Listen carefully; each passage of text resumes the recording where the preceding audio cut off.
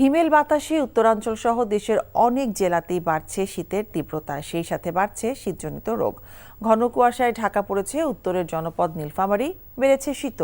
এতে কাবু হয়ে পড়েছেন এই অঞ্চলের মানুষ। কুয়াশার কারণে সকালে যানবাহনগুলোকে হেডলাইট জ্বালিয়ে চলাচল করতে দেখা গেছে। বিঘ্নিত হচ্ছে প্লেন চলাচলও। শীত বেড়ে যাওয়ায় সবচেয়ে দুর্ভোগে পড়েছেন শ্রমজীবী এবং খেটে খাওয়া মানুষ। জয়পুরহাটে গত দুদিন থেকে হঠাৎ করে বেড়েছে শীতের প্রকোপ, ফলে বিপর্যস্ত হয়ে পড়েছে জনজীবন। সেই সাথে বাড়ছে শীতজনিত নানা রোগ। বেশি আক্রান্ত হচ্ছে শিশু ও বৃদ্ধরা।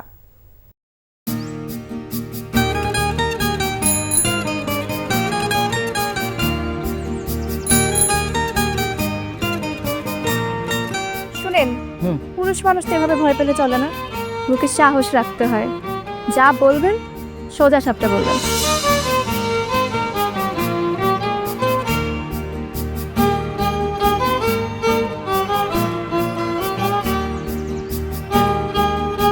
তো এই শীতে যে শীতের কাপড় ছাড়া আসছো, এটা কি ঠিক আছে? তোমাকে দেখার পর থেকে আমার জীবন থেকে শীত, গ্রীষ্ম, বর্ষা সব চলে গেছে, শুধুমাত্র তুমি আছো।